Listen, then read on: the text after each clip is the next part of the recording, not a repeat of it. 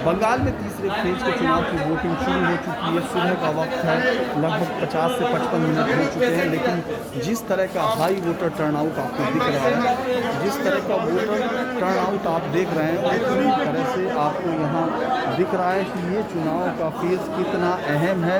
इस पूरे चुनाव में पहले 2 फेज़ में जिस तरह की बीजेपी ने अपने पक्ष में वोटिंग होने की बात की है और जिस तरह से प्रधानमंत्री नरेंद्र मोदी ने भी और गृहमंत्री अमित शाह ने उसको अपने हक में हुई वोटिंग बताया है, उससे मुझे लगता है कि तीसरे फेज़ में और हाई वोटिंग, रिकॉर्ड तोड़ वोटिंग होगी, क्योंकि सुबह से ही ये लोग लाइनों में लग चुके हैं और जितनी लाइनें आपको दूर तक ये दिख रही हैं, इससे ज़्यादा लाइनें आपको बाहर है।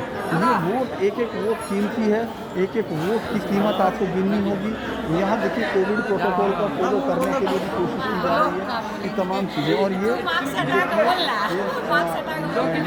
लाइन है, आप देखिए पुरुषों की लाइनों से ज़्यादा महिलाओं की लंबी लाइनें हैं, जो हर उम्र की महिलाएं जो सुबह से आकर अपने वोट का अधिकार इस्तेमाल करना चाहती हैं और साथ ही ये भी तय करना चाहती हैं कि इस हाई वोल्टेज चुनाव में जहां पूरे देश की निगाहें बंगाल पर टिकी हुई हैं, वहां किस तरह से वोटिंग हो और कौन कैंडिडेट जीते। इस समय हम हुगली ज़िले, हावड़ा, हुगली और साउथ 24 परगना की जो 21 सीटों पर चुनाव होना है, ये चुनाव का एक नया फेज़ तय करेगा। यानी बंगाल के अंदर जो चुनाव चल रहा है उसमें इस फेज़ की वोटिंग बहुत मायने रखती है, क्योंकि पहले 2 फेज़ को जिस तरह बीजेपी हक में मान रही थी और लोकसभा चुनाव 2019 का जो इशारा था वो उसको ये बता भी रहा था कि उसके प्रभाव क्षेत्र में खड़ी हुई टीम है। अगर 2016 की बात करते हैं तो इस 21 सीटों में से 29 पर टीएमसी हावी थी और टीएमसी ने ही यहाँ 29 सीटों पर जीत हासिल की थी। लेकिन 2019 में हुगली सीट से बीजेपी ने काफ़ी कामयाबी हासिल की थी और अब ये उम्मीद भी कर रहे हैं कि उनको 18 सीटों में से लगभग 12 से 16 सीटें वो अपने हक में इस्तेमाल करने की कोशिश कर रहे हैं। लेकिन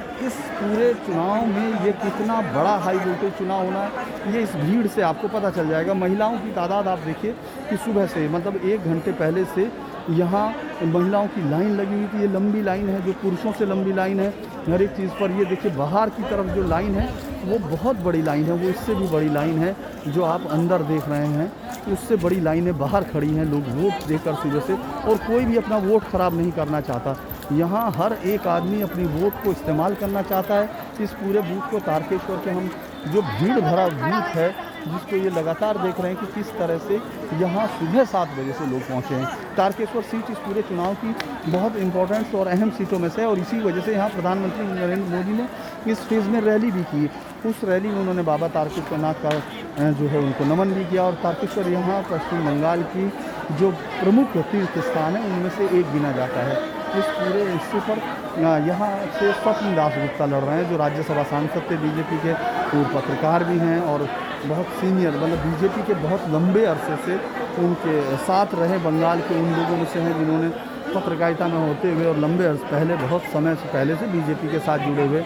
आडवाणी की रथ यात्रा में भी वो शामिल थे। इसके अलावा उन्होंने, जो सबसे बड़ी चीज़ है कि उन्होंने राज्यसभा सांसद पद से इस्तीफ़ा दिया है।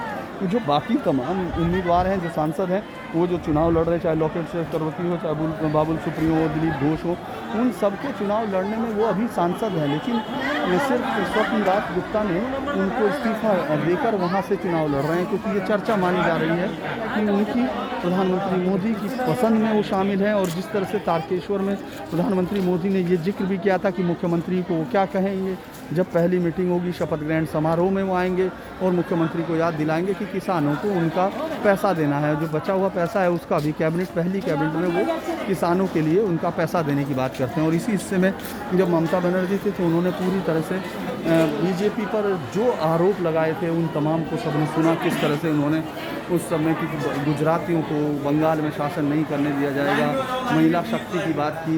इस पूरे चुनाव में हर एक फेज़ में आपको अलग अलग चीज़ें मिलेंगी। ये फेज़ इसलिए बहुत अहम माना जा रहा है क्योंकि इस फेज़ से शायद ये पता चलेगा कि किस तरह से इस चुनाव में जो आगे की तरफ बढ़ती है, जो बीजेपी अपनी पहली फेज़ में हवा बता रही है, वो आगे क्या इस हवा को बरकरार रखती है। क्या ये महसूस होता है इन सारे मुद्दों से कि बीजेपी ने जो सवाल उठाए हैं, जो जनता उन तमाम सीटों पर जो 2019 के लोकसभा चुनाव में जिनको बढ़त हासिल की थी, क्या वो बढ़त बरकरार रखती है।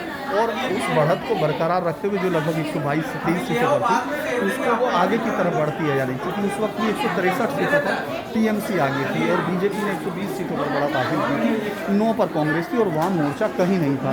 इस समय उसके उलट अगर आप देखेंगे तो अब ये चुनाव फिर से बीजेपी और कांग्रेस के बीच में सिमट कर रह गया और बीजेपी और टीएमसी जिसको तृणमूल कांग्रेस के बीच में सिमट कर रहेगा। कांग्रेस और सपा वामपंथी पार्टियों का कहीं कोई अस्तित्व यहाँ लड़ाई नहीं दिख रहा है। हम लोगों से बातचीत भी करते हैं तो उन सबको लगता है कि जैसे सब कुछ तृणमूल और उसके बीच में सिमटा हुआ है। इस पूरी लंबी लड़ाई को हम लोग, ये जो पूरी तारकेश्वर की सीट पर जो लड़ाई है ये बहुत अहम लड़ाई है। हुगली की उन 16 सीटों में से जिनको बीजेपी अपने हक में मान रही है उनमें से एक सीट है और साथ ही ये लग रहा है कि टीएमसी अगर यहाँ अपने बीजेपी के पहले 2 फेज़ की बढ़त को रोकने में कामयाब होती है तो अगले फेज़ में उसकी ताकत बढ़ती चली जाएगी। इसी फेज़ में डायमंड हार्बर भी है, साउथ 24 परगना का वो इलाका है जहाँ से अभिषेक बनर्जी, यानी इस चुनाव में जो सबसे बड़ा मुद्दा एक अभिषेक बनर्जी यानी भाईपों को लेकर है, वो भी आपको इस पूरे चुनाव में डायमंड हार्बर उनकी विधानसभा सीट पर चुनाव है। इसी बीच में ऑडियो टेप भी आते हैं, उन ऑडियो टेप पर भी बहुत सारी चीज़ें होती हैं। लेकिन यहाँ ज़रा सी बात पर भी, क्योंकि जिस तरह का पूरा माहौल है वो कभी भी गर्म हो सकता है, क्योंकि एक एक वोट को लेकर यहाँ लड़ाई जारी है। कोई भी अपनी वोट छोड़ना नहीं चाहता, एक भी वोट को जाया नहीं करना चाहता। और इसी बीच में जब पूरे देश में कोविड प्रोटोकॉल लागू है और दोबारा से एक लहर आ रही है, उस वक्त कोविड प्रोटोकॉल की यहाँ आपको दिखेगा कि सिवाय थोड़ा हाथ सैनिटाइज कराने के या उससे सोशल डिस्टेंसिंग कम से कम यहाँ किसी कीमत पर नहीं है। हालांकि ज़्यादातर लोगों ने मास्क लगाया हुआ है, उसको हालांकि हटाकर नाक से भी हटाकर रखा हुआ है।